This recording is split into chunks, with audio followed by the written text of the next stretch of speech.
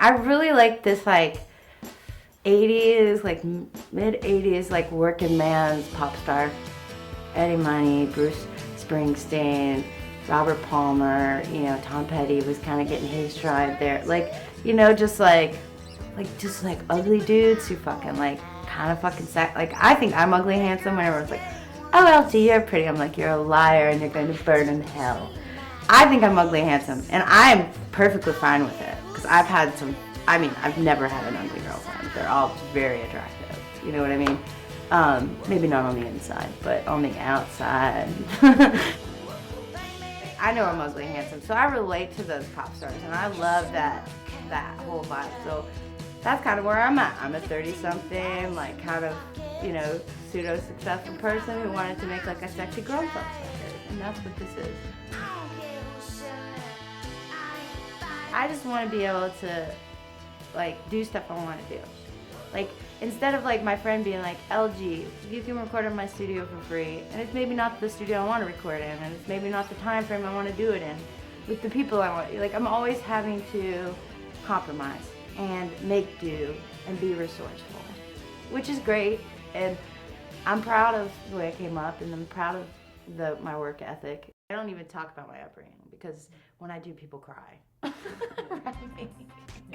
My therapist, all of them have cried. It's fucked up. And I grew up with 7 brothers and sisters and a single mom who was not a good mom. She won't speak to me to this day. She's cut me off because I asked her if she might have pawned one of my guitars when I was little for gas money, because I put myself in her position. You know, and I felt like enough time had passed, and I've been out of her house a lot longer than I was in it, you know, now at this point. And I'm like, just by chance, did this guitar of mine that went missing possibly end up in a pawn shop? Because if it had, I could probably trace it and find it, you know, and it was a special guitar to me. But, you know, the audacity of even asking that question. So now she won't speak to me. I started working, like, because I was like the middle child and I really liked having nice things. I started working when I was like 9. I got a paper route, started babysitting, I did mowed lawns. And then by the 8th grade, I realized, like, okay, if I babysit all summer, I could save enough money to like buy good clothes for school, you know, and do those kinds of things. And then my sister Janae, who's the one above me, like, she got out, you know, and it's really fucking hard, y'all know, to get out of that cycle of poverty, like the Midwest, like, want more for yourself and not be scared and not let fear dictate your decision making as much as it's hard and you're anxious. But that's the thing about being a musician, the way I do it. It's like, I don't think people realize how much work it is. So it's really kind of ungratifying because no one's ever like, fuck. You know, like, you ran on 14 hours sleep over a period of 3 weeks, surviving only on pita chips, but somehow, like, you know, playing rock shows every night, you know, like, yeah, it's fucking weird. I wish I could give the bitches more money that I even play with now, but it's just, this is what we can afford, and this is how we can sustain ourselves and keep moving and not put any money back into the band, but that's what Kickstarters are for, I guess. You know, but they can see it growing just like me. I mean, we go to places, and one time there's 30 people, next time there's 60 people, next time there's 100, you know, and then maybe 200, you know. But yeah, this business is stupid as fuck. It doesn't make any sense, and most people don't have taste. So that's kind of what's stacked up against us.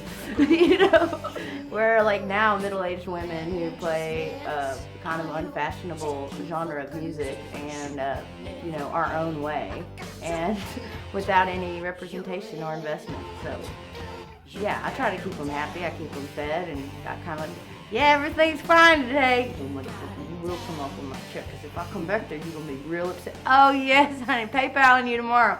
Sure. I like to noodle. So when I'm at home, like, people would probably be shocked to know that I, like, play guitar, like, 6 hours a day. And you would think I'd be like Steve I, or like Young Lim. I was like,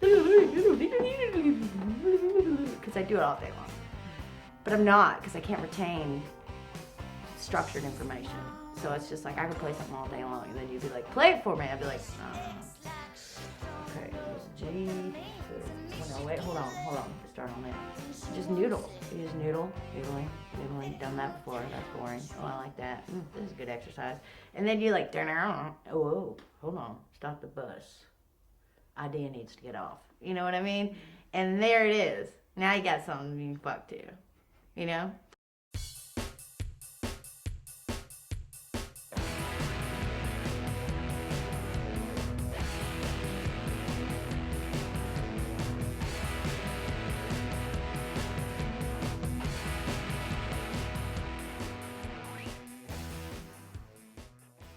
Sometimes they get, a nice lady take you back to her house and you're like, oh, she likes me. She thinks I'm an individual, And then you look on the wall, there's like a giant poster of Janis Joplin and you're like, could you pop that in the closet until we're done here?